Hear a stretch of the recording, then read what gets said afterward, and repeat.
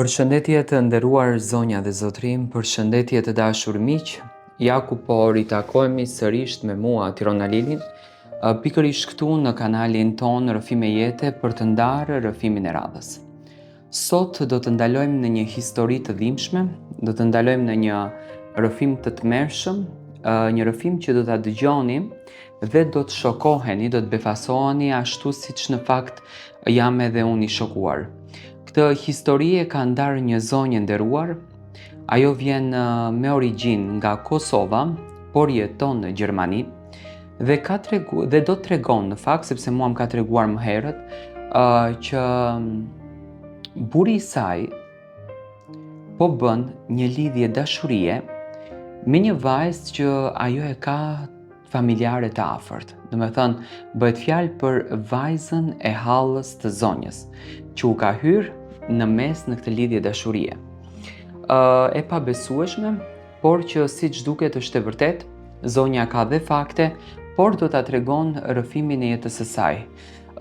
Besoj që duhet ta kem në linjë telefonike, besoj që më dëgjon. Përshëndetje. Mirëtita Tiron, faleminderit shumë. Faleminderit që je me mua dhe dua që të dëgjoj rrëfimin tuaj. Është një rrëfim prekës, një rrëfim tronditës, por mua në fakt më ka shokuar që në momentin kur më keni shkruar për këtë rrëfim. Ju dëgjoj, mundeni të filloni. Po, unë jam duke vuajtur shumë, jam duke hequr shumë. U martova e re, por u martova me shpresë që do të kisha një jetë të lumtur. Burin e kam marrë në ato vite me shkuesi. Edhe prindërit më martuan për të qenë edhe unë si të gjithë motrat e tjera. Në fillim, martesa ishte shumë e mirë. Bashkëshorti im ishte shumë i kujdesshëm, silleshte mirë me mua, më bënte të lumtur, punonte, ishte i zoti vetes. Por me kalimin e viteve, pas 15 vitesh, martesë që kemi, burri ndryshoi krejt, u bë krejt tjetër njeri. Filloi të mos vinte në shtëpi, filloi që të haronte fëmijët, mua, në ran financat. Do me thënë keni pas një martesë të rregull nga kjo që po dëgjoj. Po, kemi qenë shumë të lumtur, kemi qenë një familje fantastike, ishim shembull. Filluan të na binin financat edhe unë e pyesja si çfarë ndodh. Më thonte që është jeta e tillë, është përditshmëria, streset e jetës dhe nuk ma mori mendja. Vajza e hallës time vinte tek ne shpesh. Dhe unë nuk e besoja që mund të ketë një njohje mes tyre. Po kur i zura telefonin, i pash mesazhet se fillova të dyshoj, vrinte shumë në telefon, vrinte tër natën, aty i pash që ka diçka që nuk shkonte mes këtyre të dyve. E pyeta unë, më tha që jemi bërë miq të mirë, që goca e hallës time pas ka të dashur një shokun e këtij. Por unë dyshoj shumë se ajo është e pamartume, ka qenë e martuar, ka 2 fëmijë dhe burri e ka lënë. Edhe mendoj që ajo dëshiron që të ketë një krah në jetë, mbështetës, se që në kohën kur e takoi. Po më fal, ju këtë historinë e keni hapur me familjarët tuaj, për shembull me motrën tuaj, me vllaun tuaj, nënën tuaj? Jo, nuk mund të hap një histori të këtill. Unë i kam kapur mesazhet, por nuk di se çfarë të bëj dhe prandaj e kam ndarë si dhimbje. Të ta them drejt, kam 2 javë gjysmë ndoshta, apo 3, që e kam zbuluar këtë të vërtet.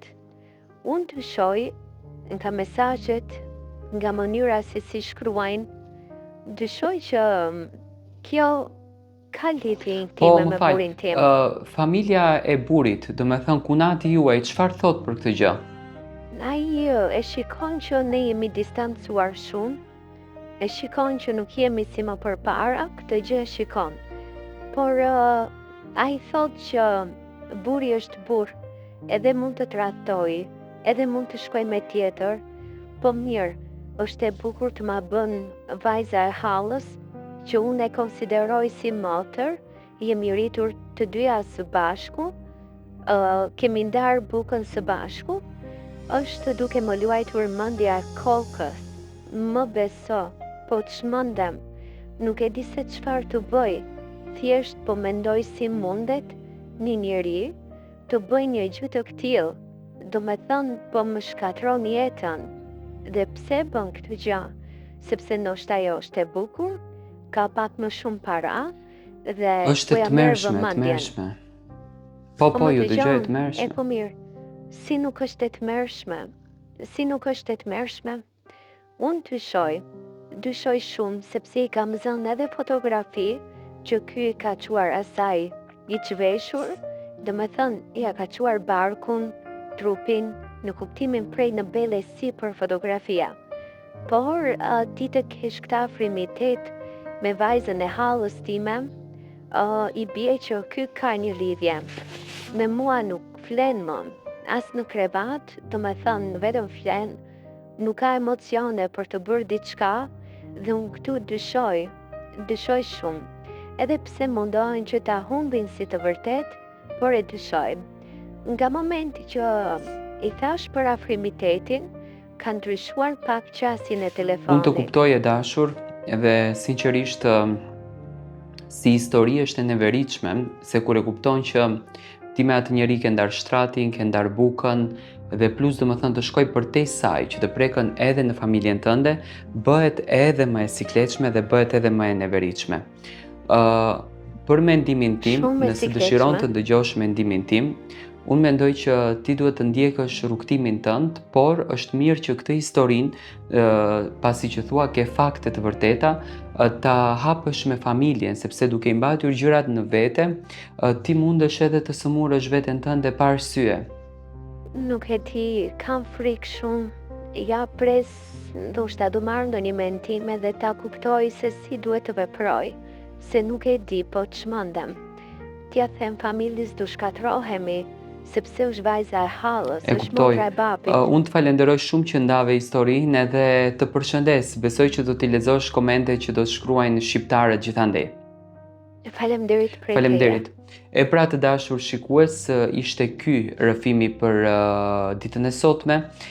Besoj që e dëgjuat, do me thënë është një traumë krijuar tashmë kësaj gruaje, por dua të lexoj mendimet e juaja.